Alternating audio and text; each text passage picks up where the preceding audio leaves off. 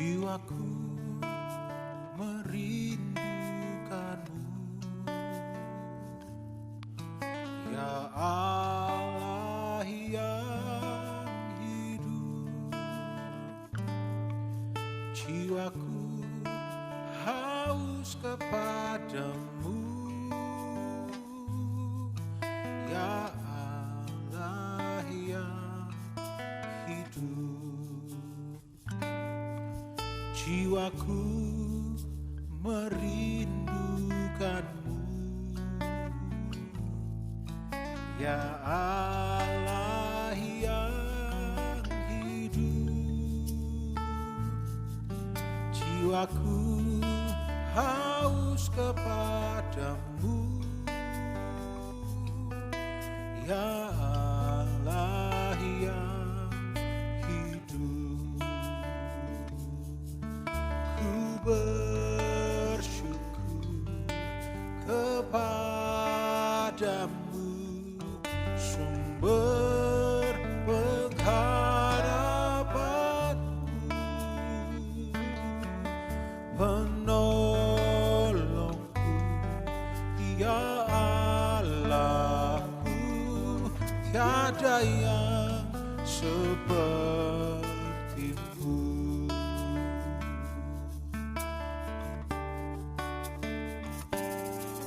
Jiwaku merindukanmu, ya Allah yang hidup. Jiwaku haus kepadamu, ya Allah yang hidup. Ku bersyukur kepadamu, sumber pengharapanku, penolongku, ya Allahku, tiada yang sepertimu. Kami bersyukur, ku bersyukur kepadamu, sumber pengharapanku,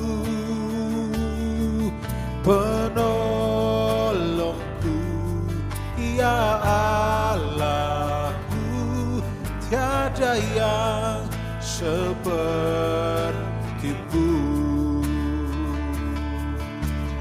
Oh, ku bersyukur kepadamu, sumber pengharapanku, penolongku, ya Allahku, tiada yang sepertimu. Oh, ku bersyukur kepadamu, sumber pengharapanku, penolongku, ya Allahku, tiada yang seperti, tiada yang sepertimu, tiada yang sepertimu, tiada yang sepertimu.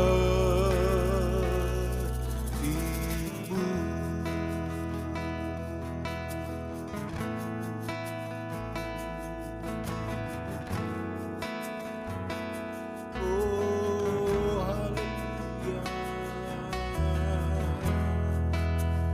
Kau penolong di dalam kesesakan Tuhan. Oh, ajar kami bersyukur kepadamu, Yesus, Yesus.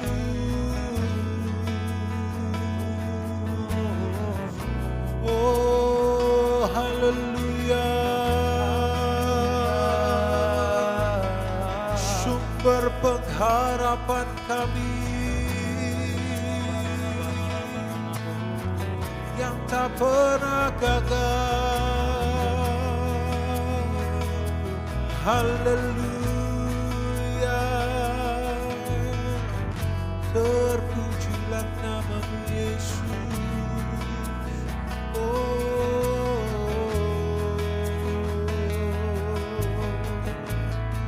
Shina Ramaya Ramasana Ramasade. Haleluya.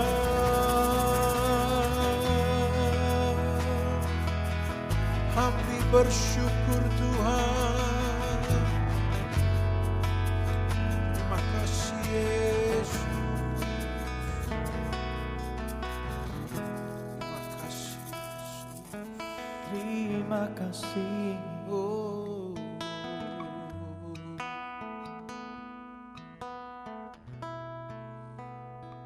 Segala pujian dan syukur bagimu, Allah yang mulia, kuduslah nama-Mu. Kaulah yang awal, yang akhir dari segalanya.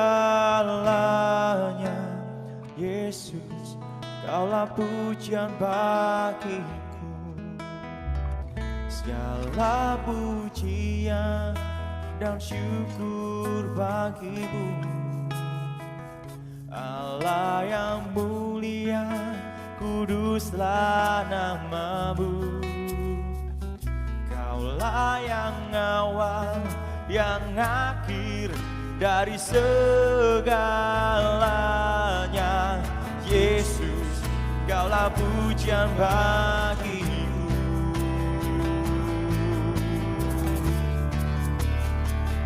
Segala pujian dan syukur bagimu,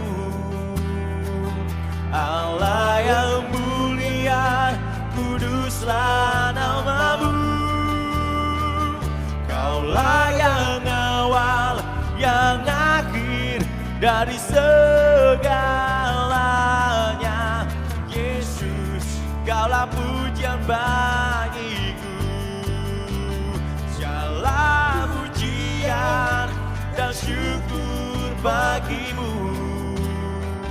Allah yang mulia, kuduslah nama-Mu. Kaulah yang awal, yang akhir dari segalanya. Yesus, Kaulah pujian bagiku.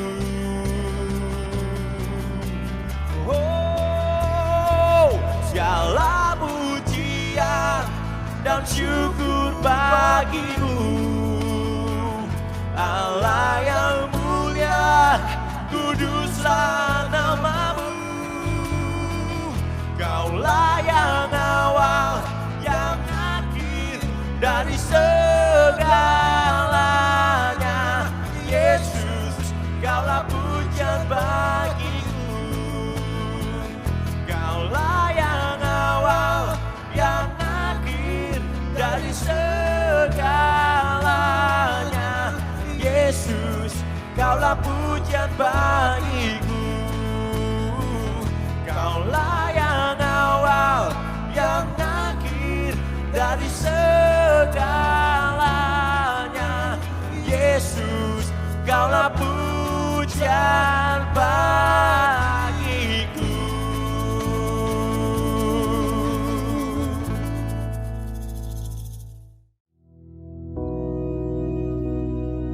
Bapa kami yang di surga, dikuduskanlah nama-Mu, datanglah kerajaan-Mu, jadilah kehendak-Mu di bumi seperti di surga.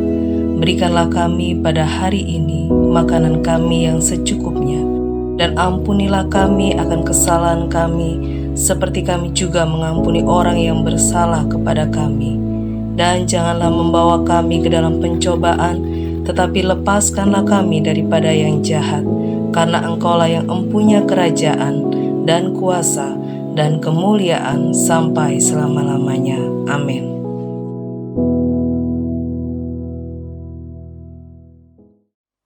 Shalom saudara, mari kita baca bersama di dalam Roma pasal 12 ayat 12. Bersukacitalah dalam pengharapan, sabarlah dalam kesesakan, dan bertekunlah dalam doa. Saya ulangi, bersukacitalah dalam pengharapan, sabarlah dalam kesesakan, dan bertekunlah dalam doa. Ada 3 hal yang hendak kita renungkan pada saat ini. Yang pertama adalah bersukacita dalam pengharapan. Apa itu pengharapan? Harapan adalah sesuatu yang diharapkan atau sesuatu yang ingin untuk terjadi, sesuatu yang diinginkan untuk terjadi. Suatu saat ada seorang profesor saudara hendak mengadakan percobaan dengan seekor tikus, ya. Dia membuat sebuah kolam dalam ruang laboratoriumnya dan dia melepaskan seekor tikus ke dalam kolam itu.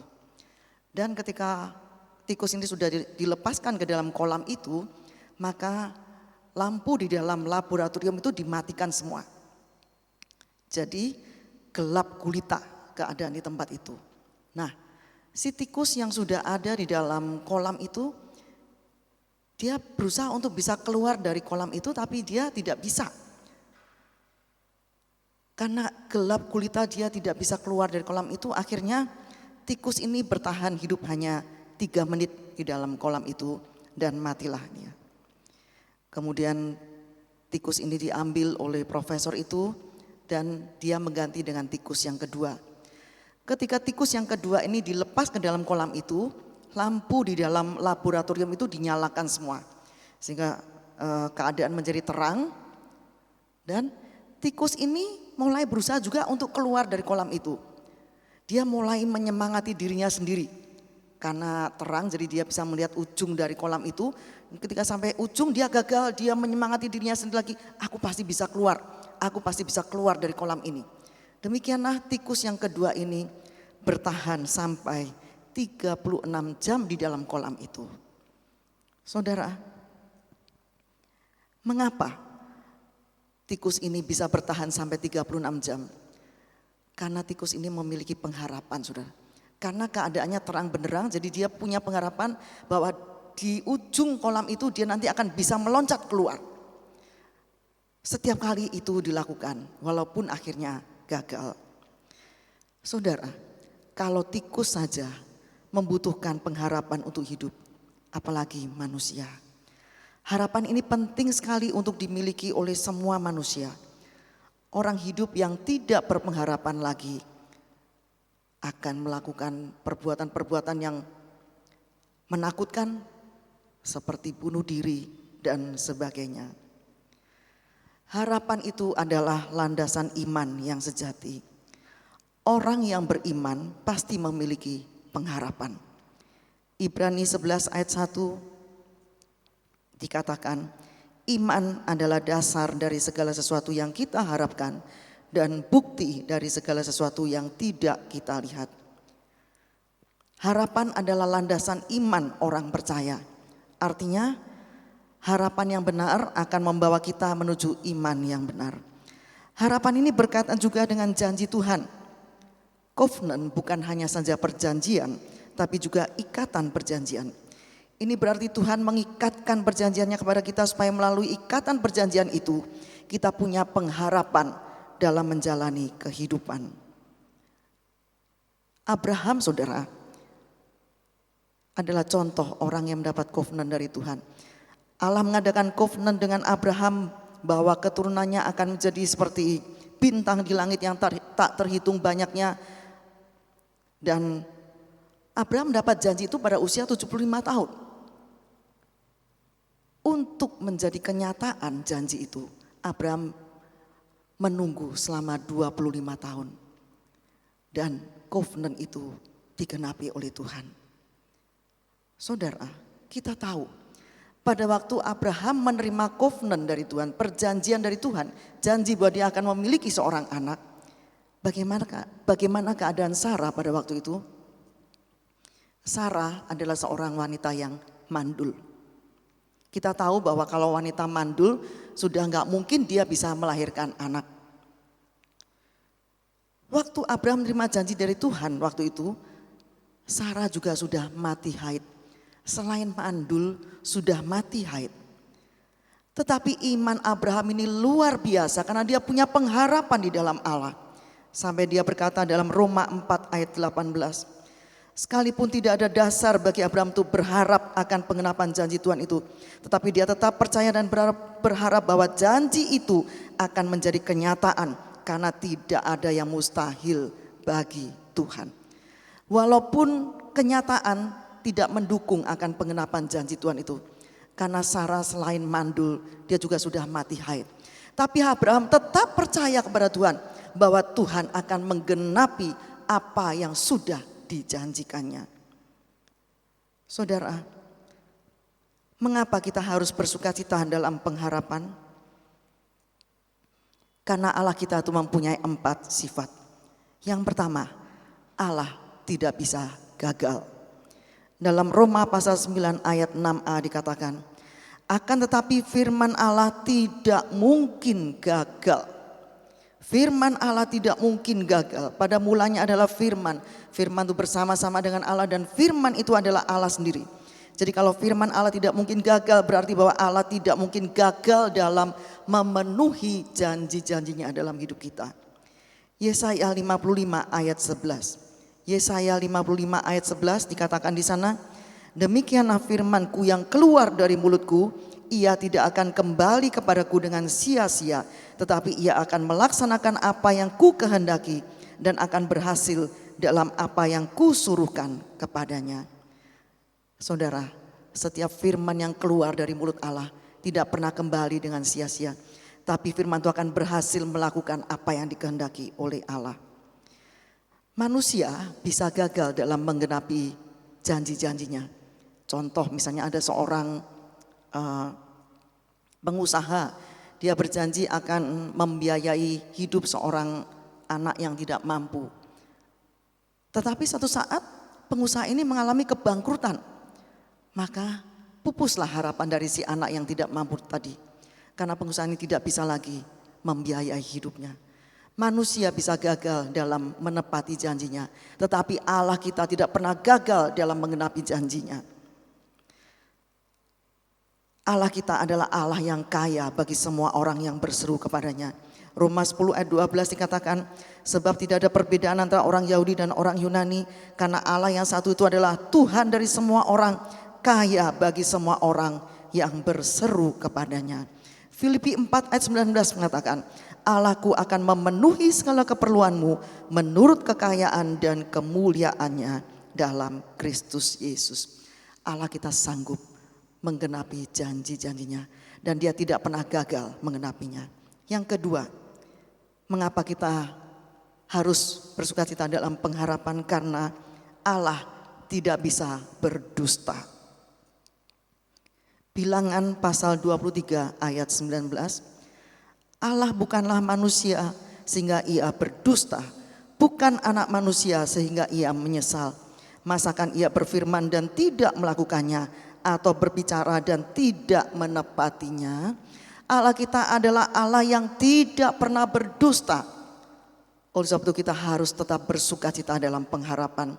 Yang ketiga, Allah tidak bisa berkhianat atau menyangkal dirinya. 2 Timotius pasal 2 ayat 13. Jika kita tidak setia, dia tetap setia karena dia tidak dapat menyangkal dirinya. Ibrani 10 ayat 23. Marilah kita teguh berpegang pada pengakuan tentang pengharapan kita, sebab dia yang menjanjikannya adalah setia. Allah yang berjanji adalah Allah yang setia, yang tidak bisa berkhianat. Dia pasti menepati apa yang sudah dijanjikannya. Yang keempat, Allah tidak bisa berubah. Allah kita adalah Allah yang sama dari dulu, sekarang, sampai selama-lamanya. Maliakhi 3 ayat 6. Maliakhi pasal 3 ayat 6 dikatakan, bahwasanya aku Tuhan tidak berubah.